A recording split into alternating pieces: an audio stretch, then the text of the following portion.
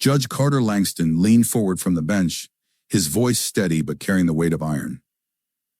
"I recognize you both," he said, removing his glasses slowly, deliberately. His eyes fixed on the two uniformed officers before him, the same men who had shoved him face down on the pavement just last night. "Perhaps," he continued, "you should have checked my bar card before putting those handcuffs on me." The courtroom fell into stunned silence. The officers shifted uneasily, their faces draining of color as whispers rippled through the gallery. Everyone present understood. This was not just another case. This was a reckoning. Before we dive into this shocking story of justice and accountability, let me know where you're watching from in the comments. Hit that like button and subscribe if you believe everyone deserves equal treatment under the law, no matter their skin color. Now let's see how Judge Langston ended up in this powerful position of reckoning. Carter Langston hadn't planned for trouble that Tuesday night. At 46 years old, he carried himself with the quiet authority of a man who had seen decades of injustice and had sworn to do his part in correcting it. A respected judge in Philadelphia, Carter had spent the entire day at Temple University Hospital by his mother's side. She had undergone heart surgery that morning, and though the doctors reassured him the procedure had been successful, he couldn't shake the worry that clung to him like a shadow. By the time visiting hours ended, Carter's eyes burned with exhaustion. He had been there since dawn, still in the jeans and hoodie he'd thrown on before rushing to the hospital, far from his usual tailored suits. His appearance tonight was unremarkable, ordinary even. Just another man in sneakers filling his gas tank on the way home. It was close to midnight when Carter pulled into the Sunoco off Roosevelt Boulevard in Abington Township, a suburban area just outside the city. The station was nearly deserted, fluorescent lights buzzing overhead, throwing long shadows across the concrete. Carter inserted his card at pump number 4, the smell of gasoline hanging heavy in the air. As the pump clicked into motion, Carter exhaled, his thoughts still back in the hospital room with his mother. That's when he noticed them. A police cruiser, slowly circling the perimeter of the station like a predator stalking prey. Its headlights cut across the lot, sweeping over Carter's BMW, lingering just a moment too long. Inside, 2 officers sat with stiff postures, eyes locked on him. They were Officers James Brennan and Kyle Doyle, partners for years, both white, both carrying reputations for being aggressive enforcers. Within their department, their numbers spoke loudly. The most stops, the most arrests, the most activity. Supervisors praised their productivity, even as community members whispered about their heavy-handed tactics. Several complaints had been filed against them, but internal reviews always cleared their names. Brennan nudged Doyle, nodding toward Carter at the pump. "Look at that. Hood up, black male, medium build. Fits the description from that Wawa robbery last week." Doyle squinted through the windshield. "Yeah, could be him. Let's check it out." The so-called description was little more than a stereotype, vague enough to match thousands of men across Philadelphia. But that didn't matter to Brennan and Doyle. They had spotted their suspect, and now Carter's night was about to spiral into something he had only ever witnessed from the bench. The cruiser swung around and stopped directly behind Carter's car, blocking him in. The doors opened in unison. 2 sets of boots crunched against the concrete as the officers approached, hands already resting on their holstered weapons. Carter caught their movement in his peripheral vision. His chest tightened. He had heard these stories countless times in his courtroom, listened to defendants describe the exact same setup, seen the body cam footage of stops that escalated for no reason. He had presided over too many cases where fitting the description was the only justification offered. Now it was happening to him. He straightened his back, reminding himself to stay calm.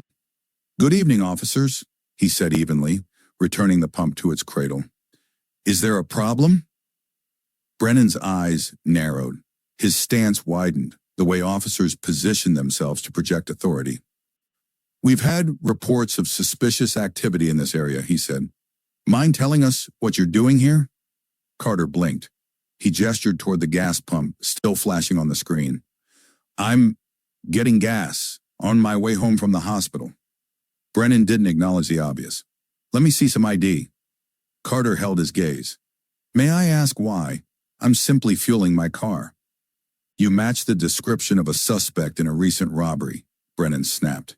ID, now. The words hit Carter like cold steel. He raised an eyebrow. And what exactly does this description say beyond blackmail? The question seemed to irritate both men. Doyle stepped closer, his hand brushing against the grip of his weapon. Sir, we need you to comply immediately. Carter knew the danger of this moment. He also knew his rights. He drew a slow breath, keeping his voice steady. I'm reaching for my wallet, he said clearly, his hand moving deliberately toward his back pocket. My name is Carter Langston. I am a judge with the Philadelphia County Court of Common Pleas. The officers exchanged looks. Brennan smirked. Sure you are, and I'm the mayor. Before Carter could retrieve his wallet, Brennan lunged forward, grabbing his arm and slamming him against the side of the BMW. The cold metal pressed against his cheek as Brennan twisted his arms behind him. What are you doing? Carter's voice rose, disbelief cutting through his calm exterior. This is unnecessary. Stop resisting, Brennan barked, though Carter hadn't resisted at all. I'm not resisting, Carter gritted out as the handcuffs bit into his wrists. My judicial ID is in my wallet. Yeah, we'll check that downtown, Doyle said dismissively, already rifling through Carter's pockets. From across the lot, a young white woman at another pump raised her phone, recording. Is this really necessary? She called. He's just buying gas. Ma'am, please stay back, Doyle ordered without looking at her. Police business. The station manager, Mr. Raj Patel, hurried out from behind the counter, alarm written across his face. Officers, I know this man, he said quickly. He's a customer. He's a judge. Sir, step back, Brennan barked, hauling Carter toward the cruiser. Carter caught Patel's eye. Please, call Judge Diane Morales at the courthouse. Tell her what's happening.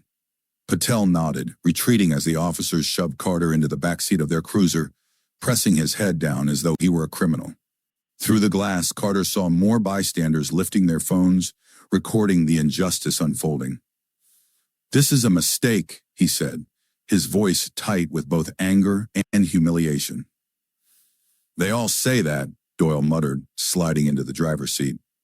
The cruiser pulled away, leaving Carter's BMW behind, along with the last shred of dignity he had managed to hold on to.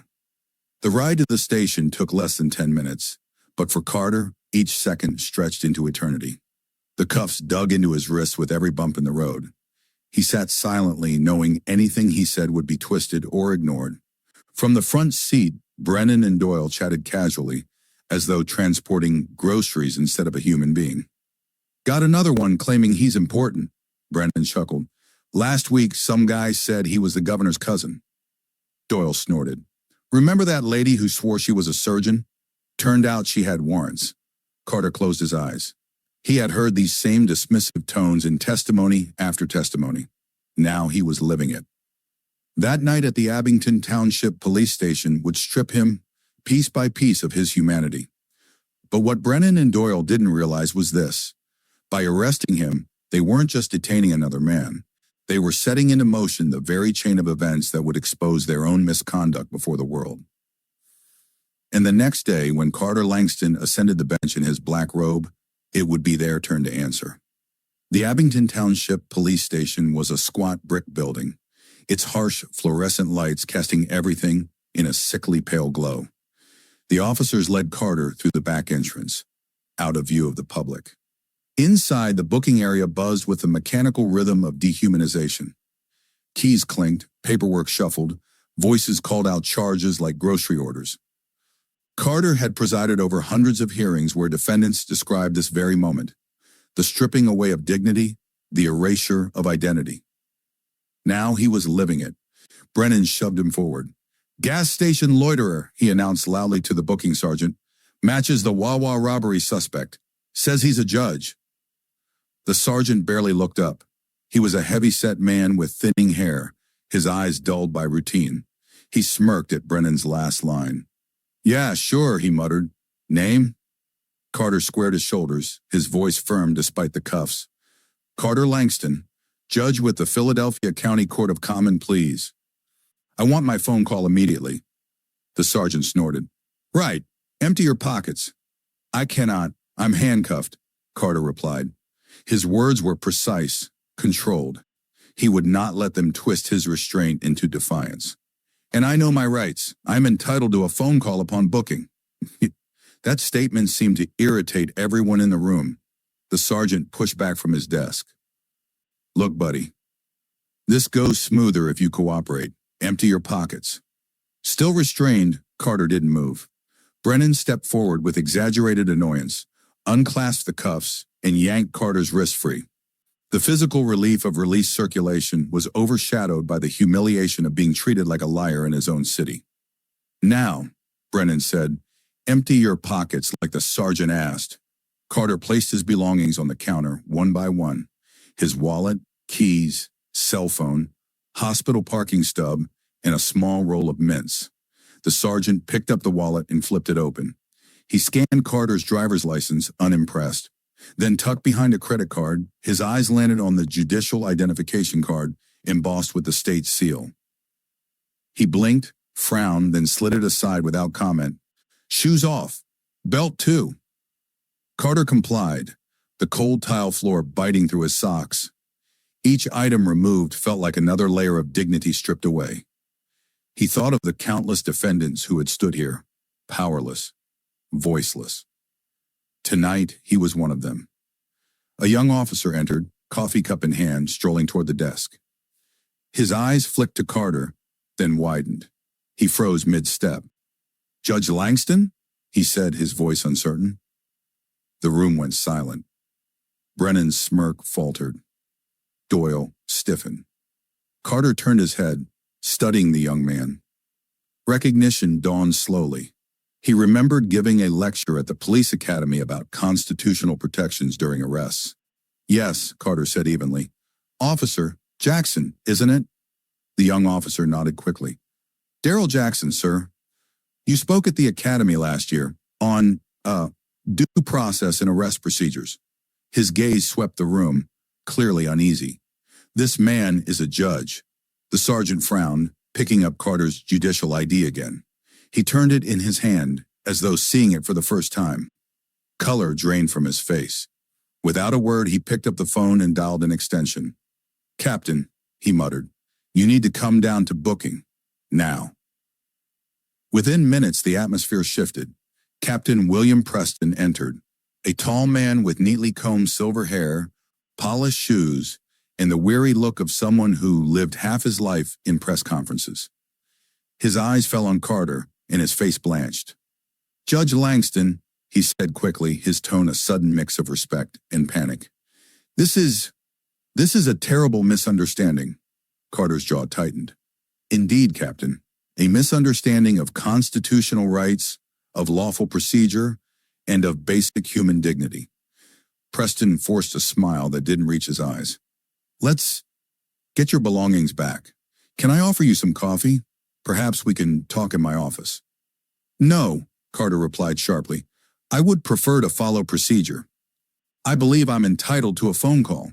The regular booking phone will be fine. I don't want special treatment.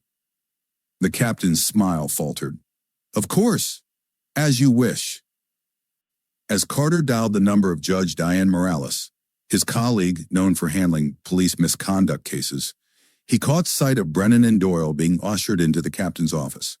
Through the glass window, he could see their animated gestures, defensive postures, and the captain's growing frustration. They were already crafting a story, spinning the narrative that would protect themselves in the department. But Carter knew something they didn't. This time, their target was not a powerless man without connections. This time, their target sat on the bench of the Philadelphia County Court. As word spread through the station, whispers followed Carter wherever he moved. Officers who had dismissed him minutes earlier now looked at him with unease. Some glanced at Officer Jackson with quiet admiration for speaking up. Others avoided eye contact, afraid of what this mistake would mean for the department. By the time Carter hung up the phone, the captain's office blinds had been drawn shut. The department was circling the wagons, trying to contain the fallout. But it was too late. Because the very next morning, Judge Carter Langston would step into his courtroom, not as the humiliated man at the gas station, but as the presiding authority. And Brennan and Doyle, they would be standing before him, forced to answer not with badges, but with trembling voices. And this time, Carter would not be silent. The next morning, sunlight streamed through the tall windows of Courtroom 4B. The benches filled quickly, lawyers, reporters, community members, even curious officers who had heard the rumors. Everyone knew something unprecedented was about to unfold. When Judge Carter Langston entered, the room rose in unison. He carried himself with the composed gravity of a man who had faced humiliation just hours before, but refused to let it shake his authority. He adjusted his robe, set down his gavel, and glanced over the docket. There it was, Commonwealth versus Brennan and Doyle. At the defense table, officers Brennan and Doyle sat stiffly beside their attorney Robert Alden, a sharp-suited man with a reputation for defending law enforcement at all costs. Their faces betrayed none of the swagger they had displayed the night before. Brennan's jaw clenched. Doyle's eyes darted nervously. Carter's gaze swept over them briefly before turning to the prosecutor, Assistant District Attorney Maria Rivera, a sharp, unyielding presence known for pursuing misconduct cases others wouldn't touch. "Call your first witness," Carter said, his voice calm, even. A man named Daniel Johnson took the stand first. He was a nursing assistant, still in his hospital scrubs. His voice was steady, but his hands trembled slightly as he described being pulled over by Brennan and Doyle 2 weeks earlier. "They followed me for 5 blocks, Johnson explained, said my taillight was out, but when I had it checked the next day, the mechanic said everything was working fine." "And what happened during the stop?" Rivera asked gently. "They ordered me out of the car. I asked why, and Officer Brennan told me to stop being difficult. Then they said they smelled marijuana." Johnson shook his head firmly. "I don't smoke. I don't use drugs. They searched my car, found nothing, but they still cuffed me, said I was resisting." Rivera leaned closer. "Were you resisting?" Johnson looked straight at Judge Langston. "No, ma'am. I wasn't resisting at all." Carter kept his expression unreadable, but inside each word struck a chord.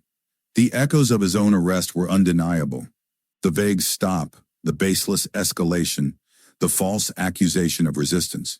He forced his voice to remain impartial. "Defense may cross-examine," he said evenly. Alden stood, buttoning his jacket. "Mr. Johnson, isn't it true you raised your voice with the officers? I asked them why I was being stopped. That was all. And you admit you refused to immediately exit the vehicle when ordered?" "I asked for a reason first," Johnson replied, frustration creeping into his tone. "Is that refusing, or is that knowing my rights?" A murmur rippled through the courtroom. Alden frowned and sat down.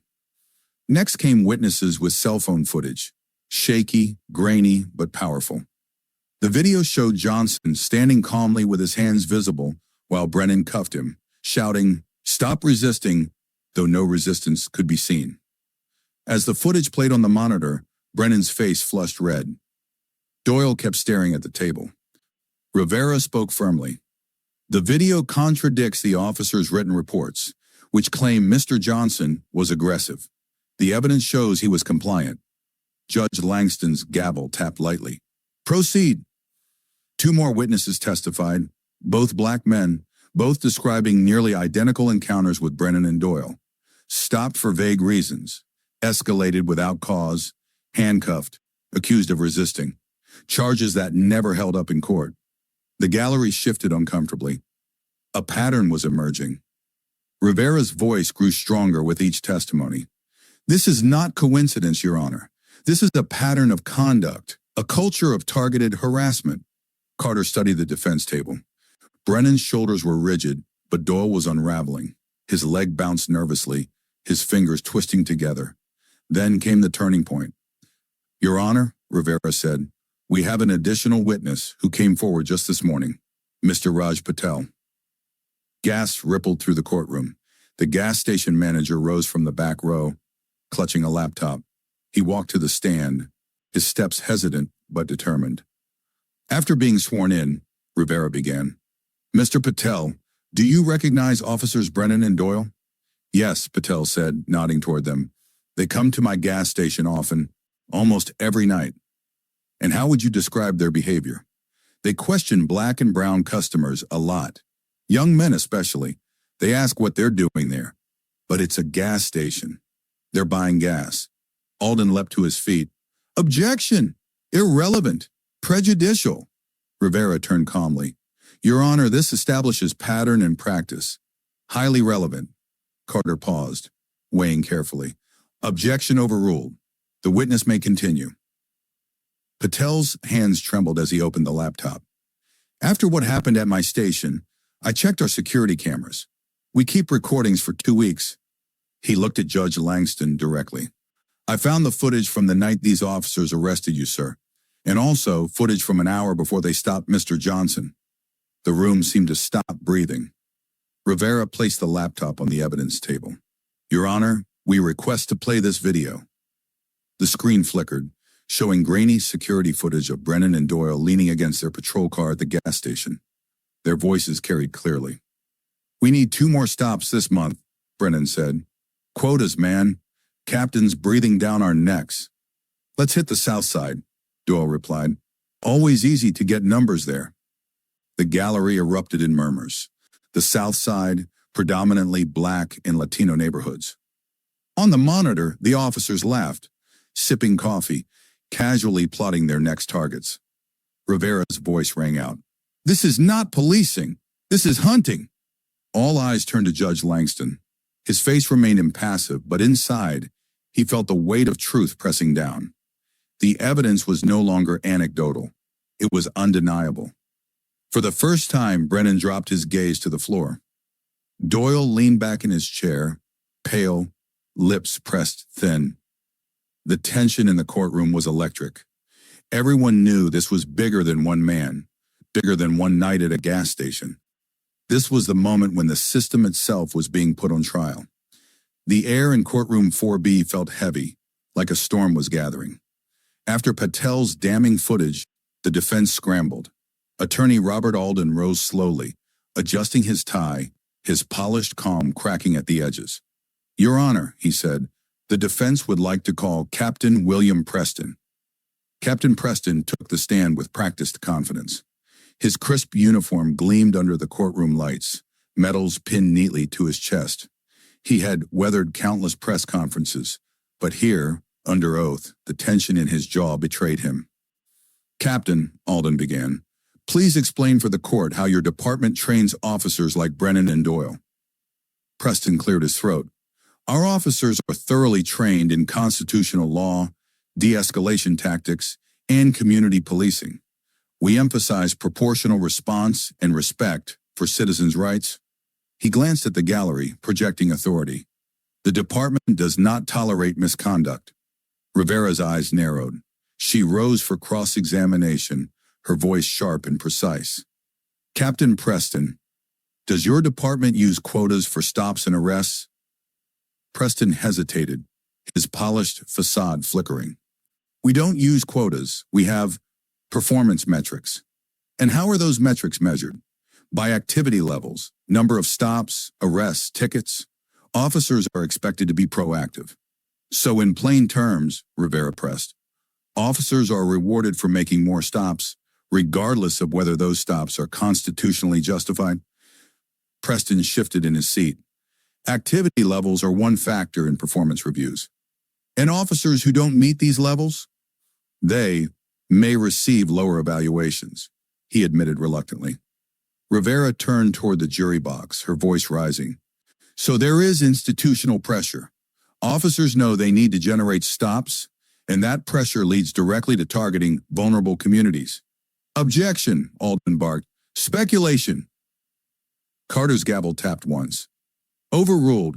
The captain has already acknowledged performance pressure. The gallery stirred. Preston's shoulders sagged, the weight of his words pressing down. When Brennan took the stand, his defiance returned.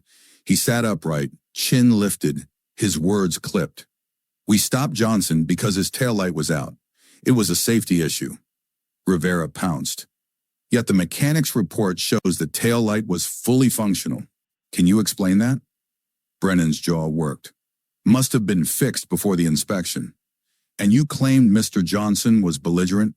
Yes, ma'am. Aggressive. Raised his voice. Resisted. Rivera pointed toward the monitor. The footage shows him calm, cooperative, hands visible. How do you explain that? Brennan's face flushed. The camera malfunctioned after that. What you didn't see, he got aggressive when the camera cut off. Rivera's eyes narrowed. How convenient that every time aggression supposedly occurs, the camera malfunctions. Carter leaned forward slightly. Officer Brennan, are you asking this court to believe that every piece of video evidence, every eyewitness, and every testimony is wrong, while your report alone is correct? Brennan swallowed hard. Yes, Your Honor. That's what happened. The silence that followed was deafening. Then came Doyle.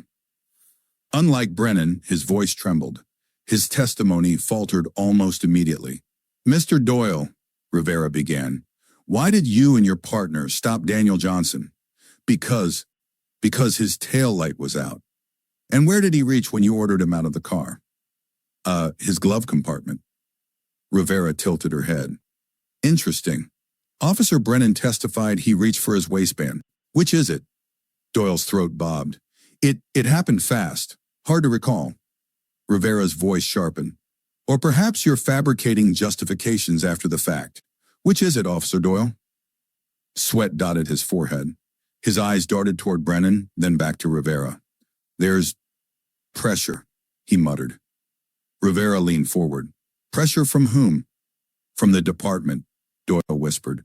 From the metrics, from Captain Preston. If you don't get your numbers, you get written up.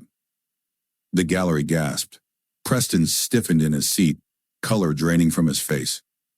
Rivera straightened, her tone cutting like a blade. So you admit you targeted drivers not because of actual violations, but because of pressure to meet quotas? Doyle's voice broke. It's complicated. We were told to be proactive. We knew where to go to get stops. And those places, Rivera pressed, were predominantly Black and Latino neighborhoods, weren't they? Doyle stared down at his lap. Yes, ma'am. The courtroom erupted in murmurs. Reporters scribbling furiously, cameras flashing. Carter's gavel struck. Order! His voice was calm, but his eyes bore into Doyle, unblinking. This was no longer just about two officers. The truth was spilling into the open. The culture, the incentives, the systemic rot. He numbed, and then came the most shocking moment yet. Rivera announced, "The complainant calls Officer Daryl Jackson to the stand."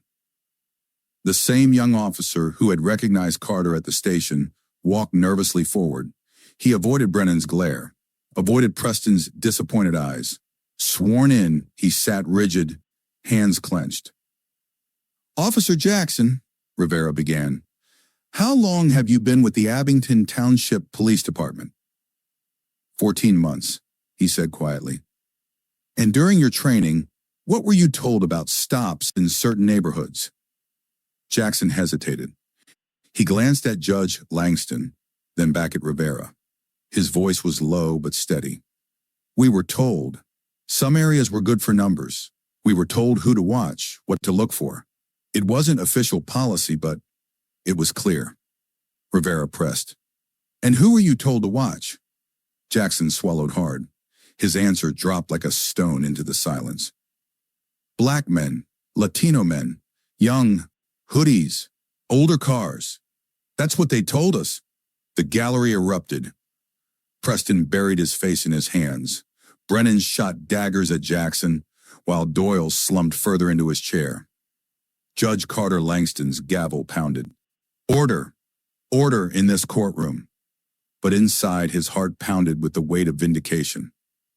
For years he had heard the stories.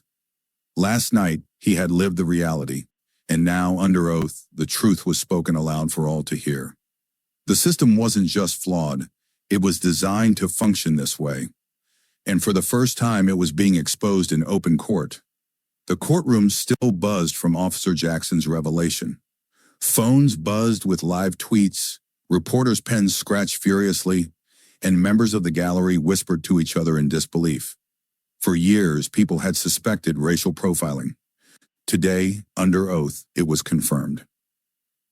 Rivera stepped closer to the stand, seizing the momentum. Officer Jackson, let's be clear. Are you saying your department trained you to disproportionately target Black and Latino men? Jackson's voice cracked, but he didn't back down. They didn't put it in writing, but it was said over and over, in the locker room, in the squad car, from senior officers, even supervisors. Go south side if you need numbers. Watch the guys in hoodies. Those are easy stops. It was, he hesitated, glancing at the captain. Understood. Rivera's tone sharpened. Understood, as part of department culture. Yes, ma'am. The gallery gasped again, a wave of murmurs rippling across the room. Preston sat frozen, his polished composure gone, his career unraveling in real time. Brennan glared at Jackson with a venomous intensity, while Doyle seemed to shrink in his seat, sweat beading on his forehead. Alden shot up, his voice sharp. Objection, Your Honor. This is hearsay and conjecture. Judge Langston's gavel came down once. His face remained impassive, but his voice carried iron. Overruled. The witness may continue. Inside, though, Carter felt the conflict tightening like a vice. Every word Jackson spoke echoed his own experience at that gas station. The baseless suspicion, the escalation, the handcuffs. He wanted to lean forward and declare, "This is the truth. I lived it too." But he couldn't. Not from the bench. His role was not to be victim, but judge. The line between justice and personal vengeance had never felt thinner. Rivera pressed on. Officer Jackson, did you ever feel pressure from your superiors to meet stop or arrest numbers? Jackson nodded quickly. Yes, it was constant. If you didn't hit your numbers, you got pulled into meetings. You got written up. You were called lazy. And everybody knew the easiest way to get numbers was to stop young Black men. Nobody said it out loud in official memos, but we all knew. And did Officers Brennan and Doyle follow this practice? Jackson exhaled shakily. Yes, they were known for it. They bragged about their numbers. The tension was unbearable. Brennan suddenly leaned toward his attorney, whispering furiously. His face burned red, his body stiff with anger. Doyle sat perfectly still, as if hoping invisibility might save him. Rivera turned back toward the bench. Your Honor, what we see here is not an isolated incident. This is systemic. These officers operated within a culture that rewarded unconstitutional behavior. That culture is not only harmful, it is deadly. Alden leapt to his feet again. Objection. Counsel is making a closing argument during testimony. Carter's gavel tapped. His tone was calm, but his eyes cut straight through Alden. Objection noted. Proceed carefully, Miss Rivera. Rivera nodded, then turned back to Jackson. Final question. Officer, why are you testifying today, knowing it could put your career in jeopardy? Jackson's jaw tightened. His eyes darted to Judge Langston, then back to Rivera. Because I watched what happened last night. I saw Judge Langston in cuffs, humiliated, treated like a criminal at a gas station. And I thought, if a judge can't escape this, what chance does anyone else have? If I don't speak up now, then when? The silence that followed was absolute. Even Brennan, for once, said nothing. Judge Langston's gavel tapped softly. The witness may step down. Jackson left the stand, his head held high, though his hands still trembled. He took his seat in the gallery, away from his fellow officers, isolated but resolute. Rivera turned toward the bench. Your Honor, the prosecution rests. For now. Alden rose stiffly, his face pale but his voice sharp. Well, Your Honor, the defense intends to call additional witnesses and submit evidence to demonstrate that my clients acted in good faith, consistent with training and law. Carter nodded. Very well. We will proceed after a brief recess. His gavel struck. Court stands in recess. As the courtroom emptied, the tension followed into the hallways. Reporters rushed to file breaking stories. Community activists clustered in corners, whispering about what this meant for the town. And in chambers, Carter sat alone for a moment, the weight pressing heavy on his shoulders. He had sworn to remain impartial, to separate his role as victim from his duty as judge. But how could he ignore the truth that stared him in the face? The system was broken. He had lived it. Now, under oath, others had confirmed it. Tomorrow he would have to decide, not just the fate of Brennan and Doyle, but how far this reckoning would reach. Would justice stop at 2 officers? Or would it finally pierce the heart of the system that created them? When the court reconvened after recess, the energy in the room had shifted. Reporters leaned forward with pens poised, community members sat on the edge of their seats, and Brennan and Doyle's once confident posture had dissolved into tight jaws and restless glances. Attorney Robert Alden stood, straightening his suit. His voice was steady, but his eyes betrayed the strain. Your Honor, the defense calls Officer James Brennan to the stand. Brennan rose with rigid defiance, walking to the witness chair like a soldier headed to battle. He raised his hand, swore the oath, and sat down, arms stiff at his sides. Alden approached smoothly. Officer Brennan, please explain to the court why you stopped Mr. Johnson on March 14th. Brennan spoke with clipped certainty. His taillight was out. It was a traffic violation. And what happened after you stopped him? He became belligerent, raised his voice, refused to comply. For officer safety, we restrained him. Alden nodded as though satisfied. Thank you. No further questions. Rivera rose, her gaze like steel. Officer Brennan, you testified that Mr. Johnson's taillight was out, correct? Yes. Yet the mechanic's report shows the taillight was fully functional the very next morning. Are you suggesting the mechanic lied? Brennan shifted. No, it must have been fixed overnight. Rivera tilted her head.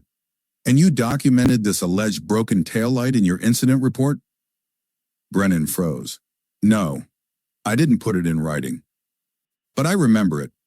Rivera's voice sharpened. So, to be clear, you didn't document the violation that was the entire reason for your stop? Brennan's jaw tightened. It was hectic. Things get missed. Rivera turned toward the jury box. Or perhaps the taillight was never broken at all. Objections rang in Alden's throat, but Carter's gavel tapped once. Overruled. Answer stands. Rivera stepped closer, her tone quiet but lethal. Officer Brennan, in your report you stated that Mr. Johnson was aggressive and resisted arrest. Yet the video shows him standing calmly, hands visible. How do you explain this contradiction? Brennan's voice hardened. The camera cut out at the critical moment. He got aggressive after that. Rivera's eyebrow arched. How convenient. And how often do your cameras cut out at the exact moment suspects allegedly become aggressive? Brennan glared but said nothing. Rivera paused, letting the silence weigh heavy. Then she said, no further questions. Brennan's jaw flexed as he stepped down, face burning under the scrutiny. Defense calls Officer Kyle Doyle, Alden announced quickly, hoping to regain control. Doyle shuffled to the stand. His hands twitched, his collar damp with sweat. He raised his hand, swore the oath, and sat, avoiding Brennan's stare. Alden leaned in. Officer Doyle, why did you and your partner stop Mr. Johnson? Doyle licked his lips. His tail light was out. And what did you observe that made you believe he was resisting? Doyle's voice trembled. He reached toward the glove compartment. Rivera immediately rose.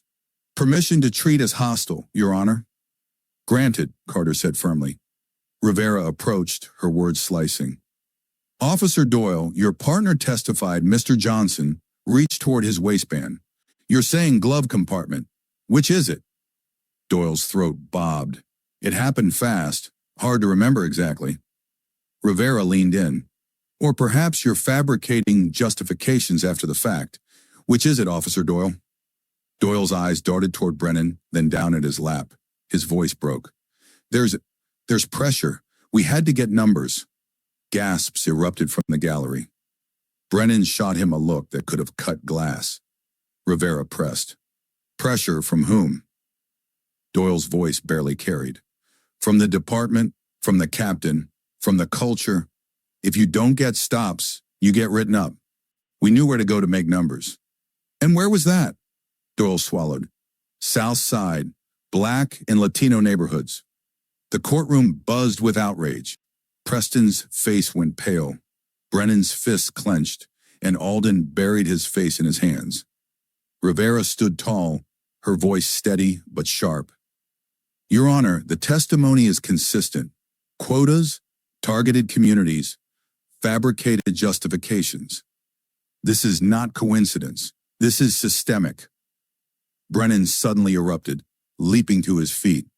She's twisting everything. We did our jobs. We kept the city safe. Carter's gavel slammed.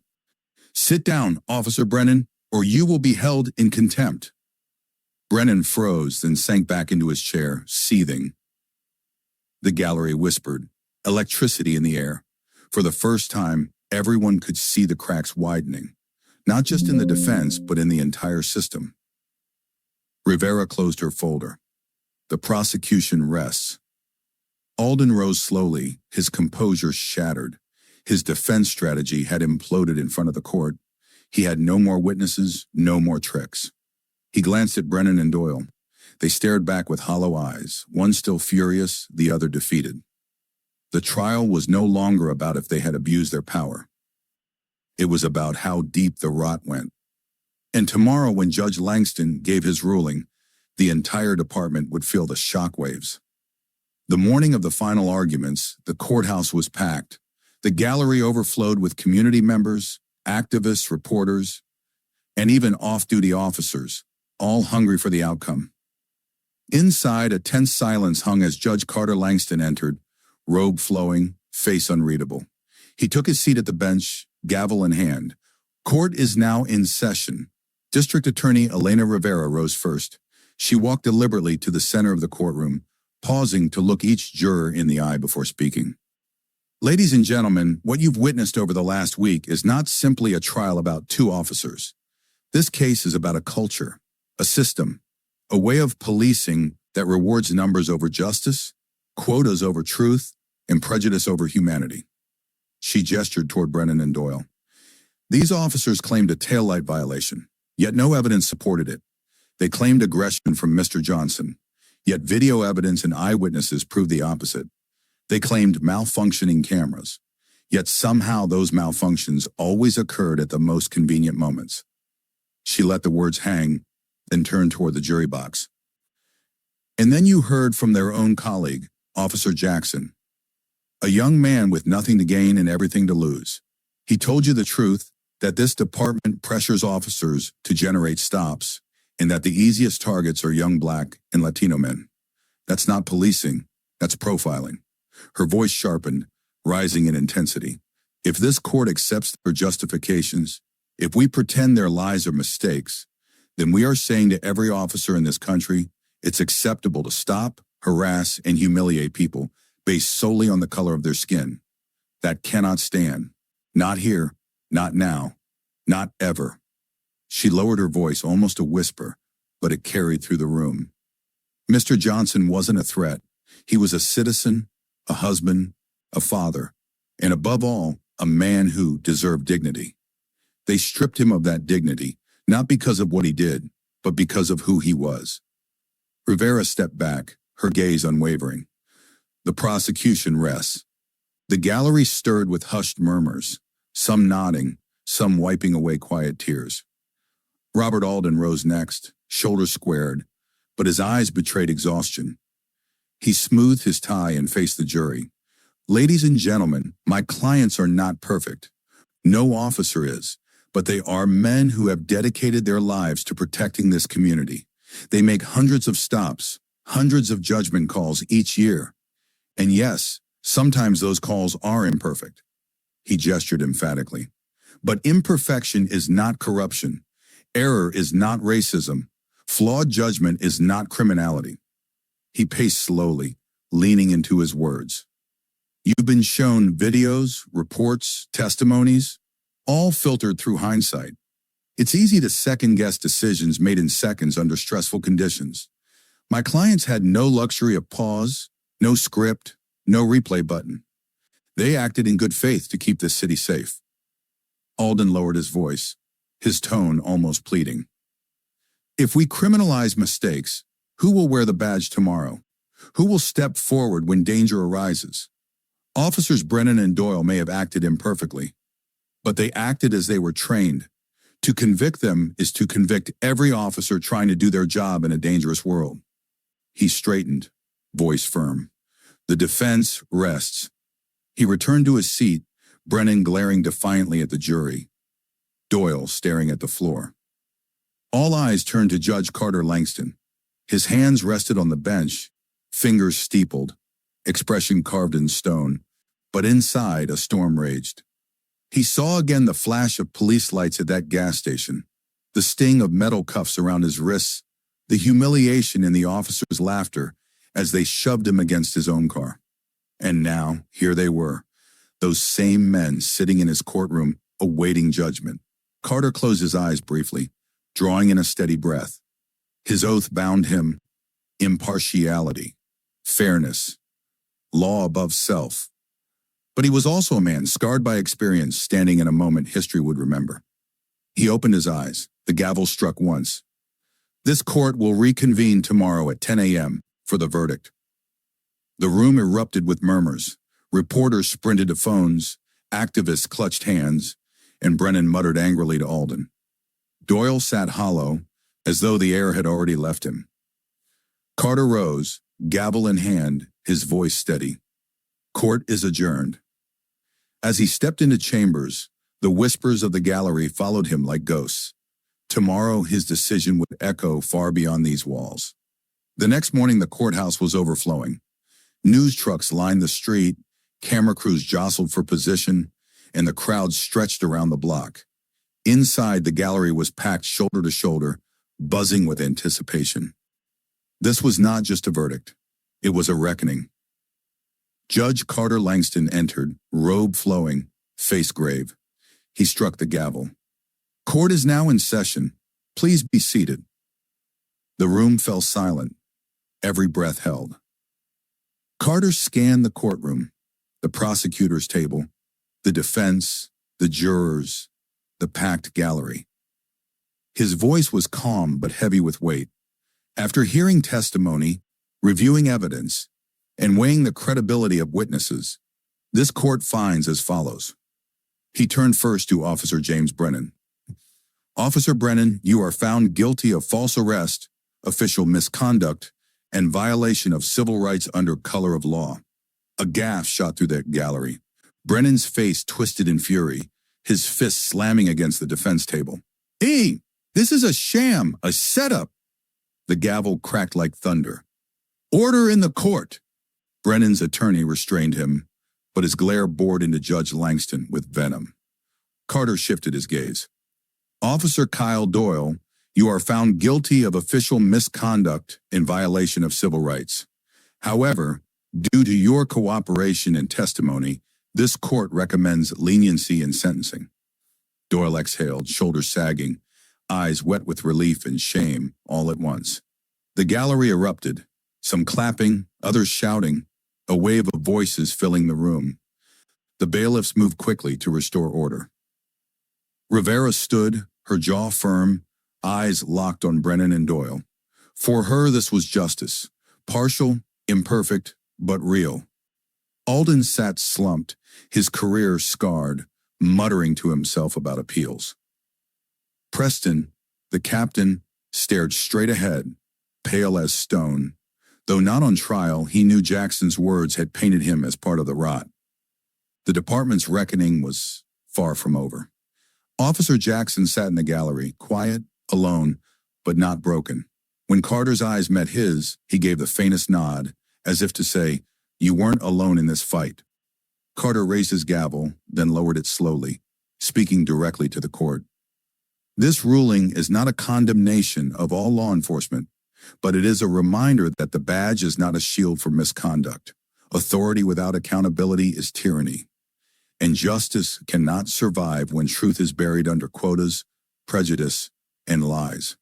He leaned forward, his voice steady but tinged with emotion. No one, judge, teacher, worker, or child should fear humiliation or violence at the hands of those sworn to protect them. Today, this court says, enough. The gallery stood in unison, applause rising like thunder. Some wept openly, others raised fists in silent solidarity. Brennan was led away in cuffs, shouting curses at Rivera, at Doyle, at the entire system. Doyle followed quietly, his head bowed, no fight left in him. Reporters rushed out, firing off headlines. Judge rules against officers in historic case. Courtroom showdown, rocks police department. Black judge delivers landmark verdict in profiling trial. For Carter, the moment was surreal. He had been in those same cuffs just days earlier. Now he was the one wielding the gavel, shifting the balance of power, if only for a moment. Carter struck the gavel one final time. This court is adjourned. The sound echoed like a drumbeat of history. As people poured out of the courtroom, some stopped to shake hands, some embraced, some chanted for justice. The fight wasn't over, but a battle had been won. Carter remained at the bench a moment longer, watching the room empty. He felt the weight of his robe, the silence after the storm, the burden of what came next.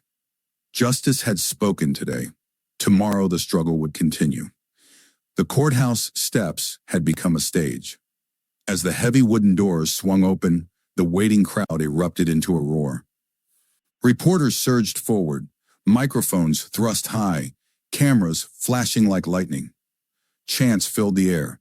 Justice! Justice! Justice! Some carried handmade signs. Stop the stops. We are not your quotas. Accountability for all. Rivera emerged first, flanked by her team. Her face was steady, her tone calm but resolute, as reporters swarmed. This case is a victory, she said firmly, but not the end. True justice requires reform, not just convictions. The system that allowed this must change, or it will happen again.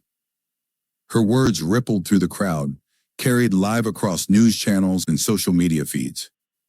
Behind her, Officer Jackson exited quietly. For a moment, the crowd hushed. Then unexpectedly, applause broke out. People clapped, some even reaching for his hand. Hey, now.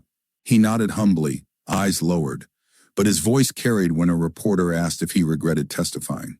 No, he said simply. Silence is what keeps injustice alive.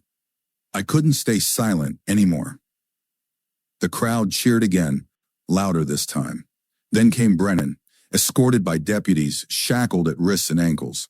His face burned red with fury, veins visible in his neck. He shouted over the noise, "This isn't justice, it's a witch hunt. You'll regret this." His words were drowned out by boos and chants, reporters recording every second. Doyle followed moments later, also cuffed, but he kept his head bowed. No words, no defiance, just the shuffle of chains and the sound of flashbulbs. Finally, Judge Carter Langston emerged through a side exit, away from the chaos. His security detail cleared a narrow path, but still, microphones reached for him. "Judge Langston, how does it feel to deliver this ruling? Do you think this will change policing in America?" Carter didn't answer. Not yet. He kept walking, the noise falling behind him. That night, alone in his chambers, Carter sat at his desk, robe folded neatly on the chair beside him. The courthouse was silent now, but the echoes of the day still rang in his mind. He opened a leather-bound journal, one he rarely touched except in moments that demanded memory. Pen in hand, he wrote slowly, "Today justice was served. Not perfectly, not fully, but enough to remind the city that truth still has a place in our courts. I saw anger, I saw fear, but I also saw courage, Rivera, Jackson, even Doyle in his own way. Each chose truth over silence, and truth is where change begins." He paused, the pen hovering, then wrote one last line. "The gavel is not the end of the fight. It is only the sound that tells us the next round has begun." Carter closed the journal, exhaled deeply, and for the first time in days, allowed himself to rest. Weeks later, the city had not quieted. If anything, the trial had ignited something that refused to be extinguished. Newspaper headlines kept the story alive. Historic verdict sparks calls for reform. Department faces federal review after profiling ruling. Judge Langston's case becomes national symbol. The police chief announced an internal audit, but the community knew better. Committees formed, protests continued, and civil rights lawyers pressed for deeper investigations. For once, the department could not sweep this under the rug. Jackson remained on the force, for now. His days were harder. Cold shoulders at the precinct, whispered slurs, paperwork lost on his desk. But he also found allies, young officers inspired by his testimony, community members who stopped him on the street just to say thank you.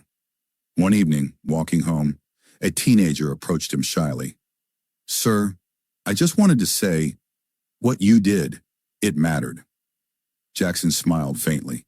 Then it was worth it. Rivera became a lightning rod, admired by some, targeted by others.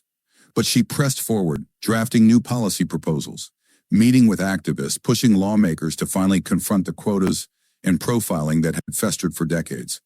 Her office window filled with hate mail and flowers alike, and she accepted both, knowing this was the cost of truth. Brennan sat in county jail, his appeals grinding slowly through the courts.